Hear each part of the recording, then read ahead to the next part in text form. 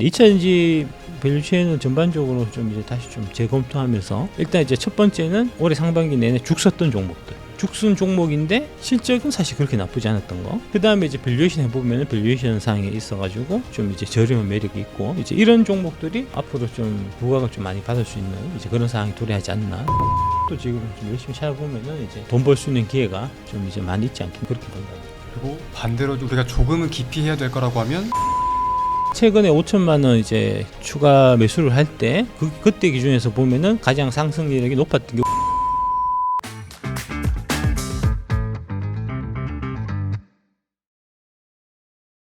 일단 그러면 이제 남은 3개월 이제 24년 4분기에 2차 전지가 가장 주도주로 이제 등장할 가능성이 많다라고 보고, 그러면 2차 전지 중에서도 어떤 종목이 더 많이 오르고 어떤 종목은 별로고 이거를 우리가 또 한번 생각해 봐야 될 거잖아. 그렇습니다. 가장 중요할 것 같아요. 24년 4분기 뭐 내년 1분기까지 뭐 대충 그렇게 보면 되겠지. 보통 이제 주도주의 한번 결정 나면은 보통 한 3개월 6개월씩 보통 움직이니까 아마 2차 전지 쪽으로 매기가 들어왔다고 하면은 아마 올해 연말 내년 연초까지는 좀 이제 그 방향으로 좀 가지 않겠나라고 봐야 될 것 같고, 그러면은 그 상황에서 누가 먼저 올라가고 누가 많이 올라가고 또 누구는 이제 2차 전지 쪽에서도 좀 소외될 건가 하는 관점에서 좀 보면 어떤 게 일단 가장 좀 먼저 부각될 것 같아? 저는 개인적으로는 셀 기업들이 좀 안정적으로 이제 추세를 그릴 것 같다, 이 생각이 요즘에 가장 많이 들긴 하더라고요.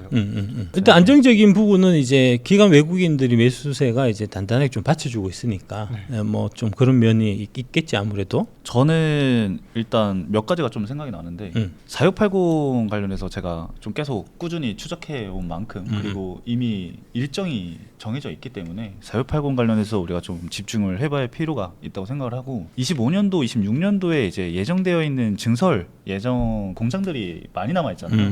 지금 제가 추적하고 있는 것도 굉장히 많은 걸로 알고 있는데, 그렇기 때문에 우리가 봐야 될 게 이제 장비주, 사실 조정을 많이 받았기 때문에 장비주들도 한번 또 치고 올 때가 됐다, 그렇게 좀 생각을 하고, 그 다음에 25년도로 넘어가는 시점이니까 쇼티지 사업, 핵심 광물법 관련해서 25년도부터 이제 시작이다 보니까 그래서 최근에 이제 엔캠이라던가 뭐 에코인드림 이쪽으로 좀 강세를 보이더라고요. 그래서 내년 1분기, 2분기까지는 좀 강세를 보이지 않을까 생각을 하는데 혹시 어떻게 생각하십니까? 두 분 말씀에 이제 다 동의하고, 이제 한 가지를 내가 좀 덧붙여서 얘기하자고 하면, 일단 이제 올해 상반기 기준에서 보면은 2차 전지가 모두 다 떨어진 건 아니에요. 2차 전지 중에서도 오른 종목, 많이 오른 종목들이 있거든.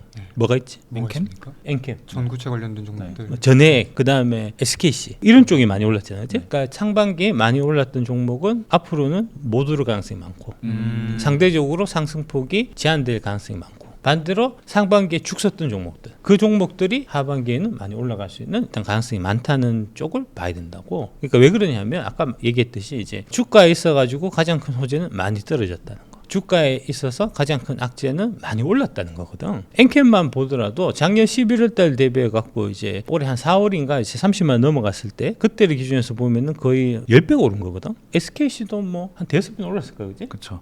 근데 이제 그 같은 기간에 뭐 에코프로 BM이나 뭐 LG 엔솔이나 뭐 이런 웬만한 주, 그다음에 이제 특히 장비주 같은 경우는 더 그랬고 다들 밑으로 기었단 말이야. 뭐 30% 빠진 종목도 있고 반토막 난 종목도 있고 그렇단 말이야. 근데 이제 2차 전지 산업이라고 하는 게 이제 큰 틀에서 보면은 다 같이 이제 업황이 이제 공유가 되는데 맞물려야 되는데 특정하게 이제 SKC만 업황이 계속 좋을 리도 없는 거고 엔캠만 업황이 좋을 리도 없는 거고 그런 거잖아. 근데 이제 주가의 움직임은 엔캠이나 SKC나 이런 이제 특정 종목들만 이제 되게 많이 올랐기 때문에 그런 주식들은 사실은 지금 상황에서 보면은 추가적으로 뭐 올라간다 하더라도 더 많이 올라갈 수 있는 여지는 없는 거고, 반대로 이제 걔들이 막 올라갔을 때 오히려 조금 많이 빠졌던 종목들은 지금 현상에서 봐서는 걔들 올라간 거를 이제 쫓아가야 돼. 그러니까 이제 지금 갭이 많이 벌어져 있는데 이제 그 상승 갭을 좀 이제 줄여야 되는 상황으로 가는 거니까, 이왕이면은 당연히 이제 많이 오른 종목들보다는 이제 많이 못 오르고 바닥권에서 이제 최근에 좀 기지개를 피고 있는 이제 그런 종목들 위주로 이제 봐야 되는 게 맞는 것 같고, 그다음에 일단 테마 쪽으로 보면은 보면은 역시 이제 주말에 이제 LG 에너지 솔루션이 테슬라 쪽에 4680 납품하는 거를 오늘 12월 달부터 이제 대량 양산해 갖고 들어간다는 이제 발표를 했기 때문에 그 밸류 체인을 좀 이제 눈여겨 보면은 좀 괜찮을 것 같아요. 안 그래도 저번에 우리가 이제 그 468을 좀 눈여겨 봐야 된다 해 갖고 맞습니다. 이제 KNS도 그때 한번 얘기했었고 이제 상신 EDP도 얘기하고 그랬었는데 오늘 KNS가 많이 올랐더라고. 많이 올랐죠. 상신 EDP도 좀 괜찮게 오라고. 그게 다 또 그런 맥락 아닌가 싶고 뭐 그렇게 보시면 되지 않겠나? 그렇게 말씀드리겠습니다. 정리를 해보면은 결국은 사실 우리가 객관적으로 봤을 때 오른 것 대비해서 떨어진 테마나 종목이 훨씬 많잖아요. 이제 그 안에서 이제 키 맞추기 장세가 좀 펼쳐질 필요가 있는 거다. 그리고 수급의 순환도 돈다.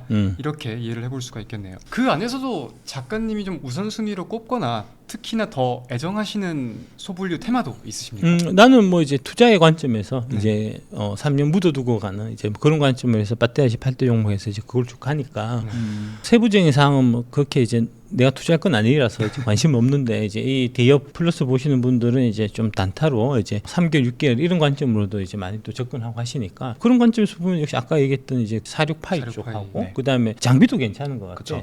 내가 계속해서 이제 PNT 좋게 좀 얘기하고 있는데 그게 이제 밸류에이션이라든지 그다음에 앞으로 이제 모멘텀이라든지 이런 걸 보더라도 되게 괜찮은 것 같고 실적도 실적도 저번에 그 탐버트리얼인가? 그 회사도 뭐 얘기하려다가 말았는데 그 회사도 괜찮은 것 같더라고. 그러니까 뭐 그런 형태로 지금 사실은 업황은 그렇게 내가 봐서 그렇게 나쁘지 않았어 사실 솔직히 2차 전지가 기존에도 그러니까 작년 대비해 가지고 이제 뭐 올해 좀 뭐 캐즈 밀어 갖고 좀 성장률이 둔화된다고는 하지만 대략 연간으로 보면 한 20% 정도 성장 나올 것 같거든. 근데 20% 성장한 사람이 잘 없어 사실 솔직히. 근데 이제 물량 베이스로 해서 이제 20% 성장하는 데 비해 갖고 이제 전체적으로 뭐 에코프로 BM이나 이런 쪽에 보면은 이제 에코프로도 그렇고 실적이 많이 악화됐던 거는 이제 리튬 가격이 많이 좀 떨어진 이제 원자재 가격이 하락한 이제 그 영향이 좀 있는 건데 그런 거 제외하고 뭐 아까 장비 같은 경우는 이제 리튬 가격이 떨어졌다고 해서 장비를 싸게 파는 건 아니잖아. 그렇죠. 그런 쪽은 사실 뭐 그렇게 떨어질 이유도 없었는데 그런데 사실 많이 떨어졌단 말이야. 그러니까 그런 쪽도 충분히 좀 이제 가능성이 있지 않겠나. 좀 장비 쪽도 지금 좀 열심히 찾아보면은 이제 돈 벌 수 있는 기회가 좀 이제 많이 있지 않겠나. 2차전지 밸류체인은 전반적으로 좀 이제 다시 좀 재검토하면서 일단 이제 첫 번째는 올해 상반기 내내 죽 섰던 종목들. 죽순 종목인데 실적은 사실 그렇게 나쁘지 않았던 거. 그 다음에 이제 밸류에이션 해보면 밸류에이션 상에 있어가지고 좀 이제 저렴한 매력이 있고 이제 이런 종목들이 앞으로 좀 부각을 좀 많이 받을 수 있는 이제 그런 상황이 도래하지 않나 이제 그렇게 본다는 거죠. 그리고 반대로 우리가 조금은 깊이 해야 될 거라고 하면 상반기에 모멘텀이 부각이 되었던 모멘텀이 부각돼서 많이 올랐던 거. 그러니까 예를 들어 갖고 이제 전액만 미국에 공장 짓는 건 아니거든. 양극재도 지금 짓고 있다고. 거기 양극재하고 배터리도 공장 계속 짓고 있는 거니까 배터리 공장 지을 때 장비도 다 들어가는 거잖아. 근데 실제로 주가는 이제 어떤 식으로 움직이냐면 전액하는 애는 10배 올랐고 장비 납품한 애들은 반토막이 났단 말이야. 이거는 좀 불합리한 거지. 그러니까 그런 불합리한 부분들은 이제 충분히 개선될 수가 있는 거기 때문에 그런 관점으로 좀 접근하시면 도움이 되지 않겠나 그렇게 말씀드리겠습니다. 혹시 동박 쪽은 혹시 어떻게 생각하십니까? 저는 약간 동박이 조금 힘든 사업부라고 저는 지금 생각을 하고 있는데 혹시 나도 그래. 동박 같은 거는 내 같으면 투자 안 할 것 같아. 동박은 그러니까 뭐냐면 이제 중요한 거는 차별성이거든. 양극재 같은 경우는 이제 한국의 그 양극재 이제 뭐 4대 천왕, 5대 천왕 뭐 이런 쪽 뭐 앞으로 이제 SM대까지 들어오면 6대 천왕 되겠지만 그 양극재 애들이 한국 양극재 업체들만 할 수 있는 기술이 있고 제품이 있고 이런 거잖아. 근데 동박은 한국 애들만 할 수 있는 게 아니고 똑같은 동박을 중국 애들도 만들 수 있고 일본 애들도 만들 수 있고 이런 거거든. 그러면은 결국은 이제 캐파를 많이 증설해 가지고 이제 서로 비용 싸움을 한다든지 이제 단가를 이제 인하해 가지고 좀 이제 볼륨을 늘린다든지 이런 식으로 이제 이전 투구식 그 경쟁할 수밖에 없기 때문에 공장을 계속해서 증설하는데 실제로 뭐 나중에 이제 까보고 나면은 별로 이제 돈이 안 남는 이제 이런 형태가 좀 이제 반복되는 그런 모습들을 이제 최근 몇 년 동안에도 이제 동박 쪽은 계속 보여왔었고 앞으로도 좀 그럴 가능성이 좀 많지 않나. 그래서 동박은 별로.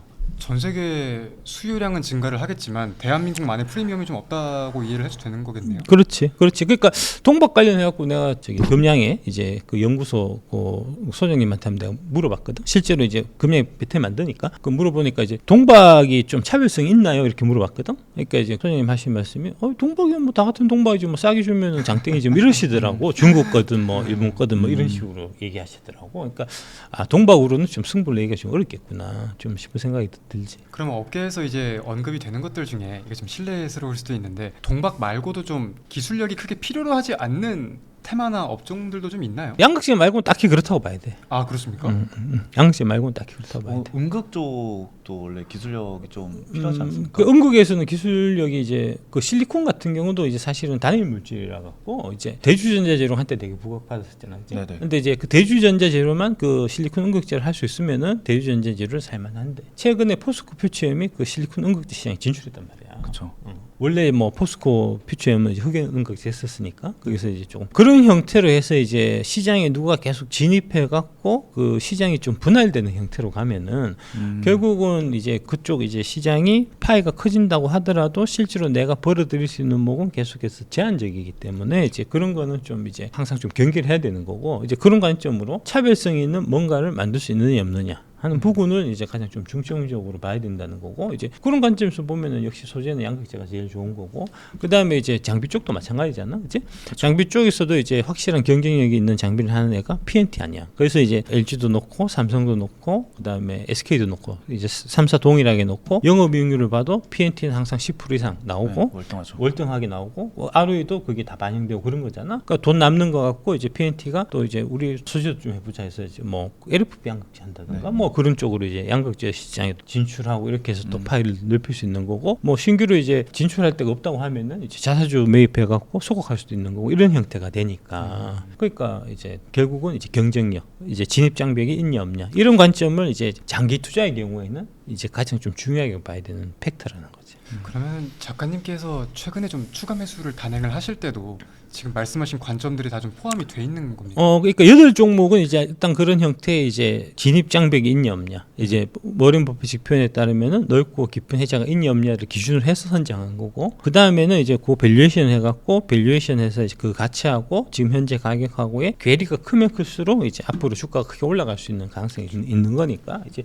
그런 관점으로 항상 나는 보고 있고 그래서 최근에 5천만 원 이제 추가 매수를 할 때 그때 기준에서 보면은 가장 상승률이 높았던 게 우리도 그때 다 했었잖아, 그지? 네. LG화학 1등이고 그쵸. 에코프로빔 2등이었잖아. 그래서 LG화학하고 에코프로빔을 많이 샀다는 거죠. 아 결국은 방송에다 나왔던 내용들을 토대로 작가님도 전략을 짜시는 거예요? 아 그럼 그대로 하지. 나 누구처럼 뭐 이렇게 막 숨기고 뭐 거짓말하고 이러진 않고 나는 언제나 투명한 사람이니까. 혹시 그 누구가 누군지 여쭤봐도 왜 되겠습니까? 굳이 누구처럼을 붙이시는 아니야. 나를 제외한 모든 사람들 다 그렇다는 거지. 마이너스 나 있는 계좌 까서 보여준 사람은 아마 나밖에 없지 않겠나. 그거는 저 인정을 하는 확실히. 부분입니다. 네. 알겠습니다. 그래서 정리를 좀 하면은 이제 남은 24년 그리고 2025년에 어떤 종목들이 부각이 되고 어떤 건 조금 암울할 것 같은지 이런 내용들 좀 정리가 잘 된 것 같습니다. 감사합니다.